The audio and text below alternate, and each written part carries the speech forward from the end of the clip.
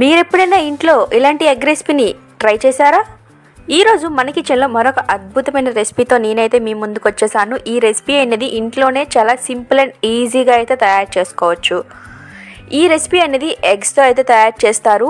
ఇది చాలా అంటే చాలా టేస్టీగా ఉంటుంది. అలానే 10 నిమిషాల్లో అయితే రెడీ అయిపోతుంది.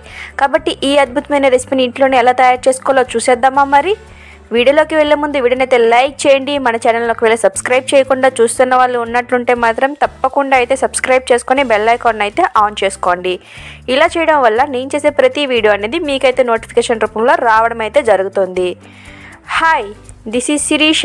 Welcome back to our channel cooking with Shirisha. Late చేయకుండా ప్రాసెస్ అయితే స్టార్ట్ చేసేద్దామా? ముందుగా అయితే ఒక కడాయిని గ్యాస్ ఆన్ చేసి పెట్టుకోవాలి. ఇలా కడాయి కొంచెం హీట్ ఎక్కిన తర్వాత అందులో కొంచెం ఆయిల్ని అయితే యాడ్ చేసుకోవాలి.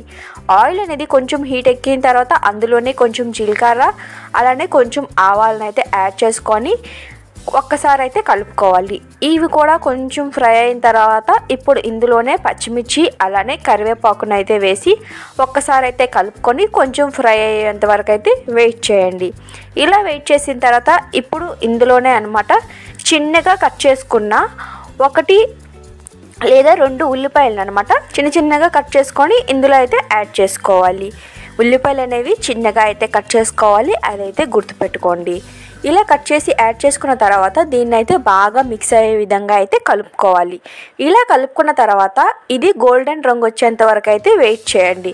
ఇలా కొంచెం గోల్డెన్ కలర్ వచ్చిన తర్వాత ఇప్పుడు ఇందులోనే 1 స్పూన్ వరకు అల్లం వెల్లుల్లి పేస్ట్ని అయితే యాడ్ చేసుకోవాలి.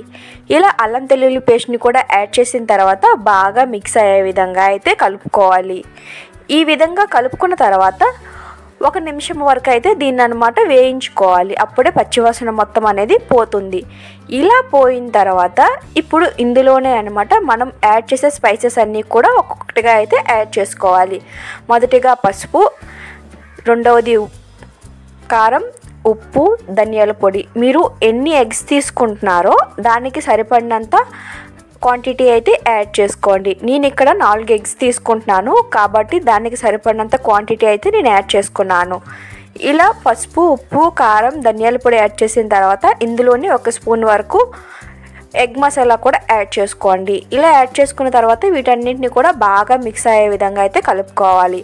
తాలింపులో యాడ్ చేయడం వల్ల వీటి యొక్క పచ్చివాసన అంతా పోయి మనకన్నమాట మసాలా అనేది మంచిగా అయితే రెడీ అవుతుంది. కాబట్టి మీరు కూడా ఈ విధంగానే చేయండి. ఇలా కొంచెం ఫ్రై అయిన తర్వాత ఇప్పుడు ఇందులోనే ఒక 2 టమాటాలను అనమాట చిన్న ముక్కలుగా అయితే కట్ చేసుకొని ఇలా ఈ విధంగా అయితే యాడ్ చేసుకోవాలి. ఇలా యాడ్ చేసుకున్న తర్వాత ఇది మొత్తం మిక్స్ అయ్యే విధంగా అయితే కలుపుకోవాలి.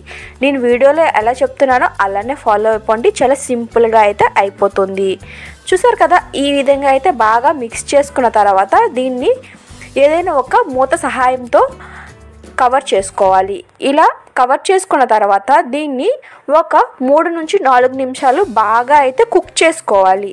ఇలా కుక్ చేసుకోవడం వల్ల టమాటా అనేది బాగా మగ్గుతుంది. చూసారు కదా, టమాటా నుంచి ఆయిల్ అనేది బయటకు వచ్చేసి టమాటా అనేది ఎంత మెత్తగా అయితే అయిపోయిందో ఈ విధంగా అయ్యేంత వరకు అనమాట మనం కుక్ చేసుకోవాలి.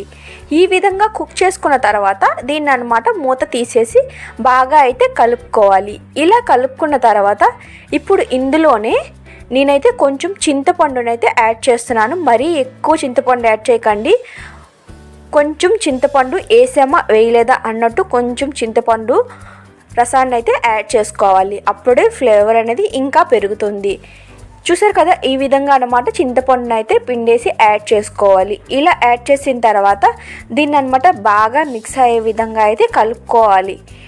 నేను వీడియోలో ఎలా చెప్తున్నానో అలానే ఫాలో అవ్వండి. 10 నిమిషాలు అయితే రెడీ అయిపోతుంది. చాలా సూపర్ టేస్ట్ అయితే ఉంటుంది. కాబట్టి మిస్ అవ్వకుండా మీరు ఎప్పుడైనా సరే ఎగ్స్ తినాలనుకునేటప్పుడు ఈ విధంగా ఒక్కసారి అయితే ట్రై చేయండి.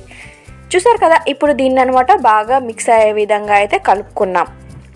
ఇప్పుడు ఇందులో మీకు కొంచెం గ్రేవీ కావాలనుకుంటే కొంచెం వాటర్ని అయితే యాడ్ చేసుకోండి. ఎందుకంటే అది మరిగేటప్పుడు అనమాట వాటర్ అనేది ఇంకిపోతుంది. కాబట్టి ఇప్పుడే మీకు ఎంత గ్రేవీ కావాలంటే దానికి కొంచెం వాటర్ యాడ్ చేసుకుంటే మనకి ఎంత గ్రేవీ కావాలో అంత మిగిలి మిగతాదంతా ఇంకిపోతుంది. కాబట్టి వాటర్ అనేది యాడ్ చేసుకోవడం అస్సలు మర్చిపోకండి.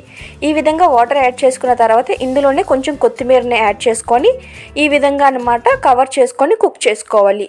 మంటని హై ఫ్లేమ్లో పెట్టేసి 2 minutes కుక్ చేస్తే ఈ విధంగా అన్నమాట బాగా కుక్ అయిపోతుంది.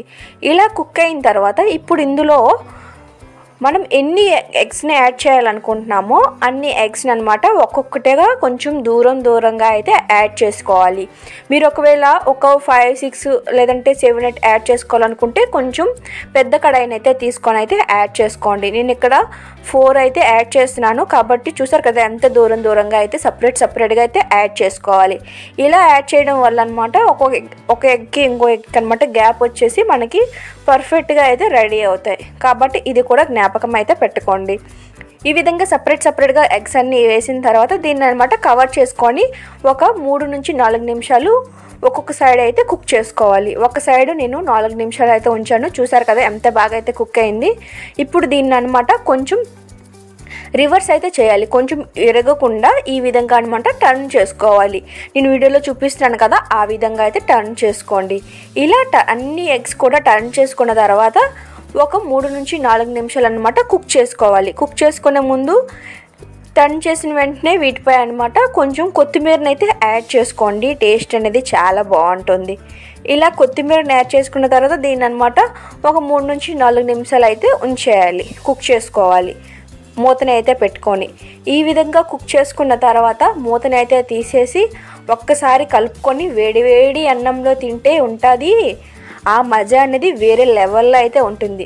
మీరు ప్రతిసారి ఎగ్ని ఒకే విధంగా కాకుండా ఇలా డిఫరెంట్ స్టైల్లో చేస్తే మీకు తినడానికి అలానే మీ ఇంట్లో వాళ్ళు కూడా చాలా హ్యాపీగా అయితే ఫీల్ అవుతారు. చూసారు కదా మనకైతే ఇప్పుడు ఎగ్ కర్రీ అనేది రెడీ అయిపోయింది. దీన్ని ఇప్పుడు సర్వ్ చేసుకోవడం మాత్రమే. ఎంత సింపుల్గా అయితే రెడీ అయిపోయిందో మీరు కూడా చూసారు కదా. ఈ ఎగ్ రెసిపీ ఎంత సింపుల్గా రెడీ అయిపోయిందో అంత టేస్టీగా కూడా ఉంటుంది. కాబట్టి తప్పకుండా అయితే మిస్ అవ్వకుండా ఈసారి అయితే ట్రై చేయండి. ట్రై చేసి అలా ఊరుకోకుండా ఎలా వచ్చిందో కామెంట్ సెక్షన్లో కామెంట్ చేయడం అస్సలు మర్చిపోకండి. ఇలాంటి వీడియోస్ అనేవి నేను రోజుకు ఒకటి పోస్ట్ చేస్తూ ఉంటాను కదా. మీకు ఇంకేదైనా కొత్త రెసిపీ తయారు చేయాలనిపిస్తే మాత్రం తప్పకుండా కామెంట్ సెక్షన్లో మెన్షన్ చేస్తే నేనైతే ఆ రెసిపీ చేసి అప్లోడ్ చేయడం అయితే జరుగుతుంది. కాబట్టి మీకు ఇంకేదైనా రెసిపీ కోసం తెలుసుకోవాలనుకుంటే కామెంట్ సెక్షన్లో అయితే కామెంట్ చేయండి.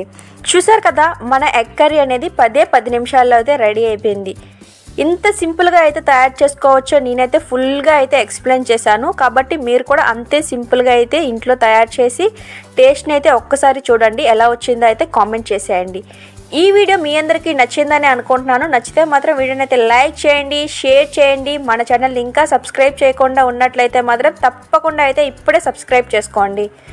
ఇలాంటి ఇంట్రెస్టింగ్ వీడియోస్ అనేవి నేను రోజుకొకటి పోస్ట్ చేస్తూ ఉంటాను. కాబట్టి రోజు వాచ్ చేస్తూ మన ఛానల్ అయితే సపోర్ట్ చేయండి. మరొక ఇంట్రెస్టింగ్ వీడియోతో మళ్ళీ కలుద్దాం. Until then bye.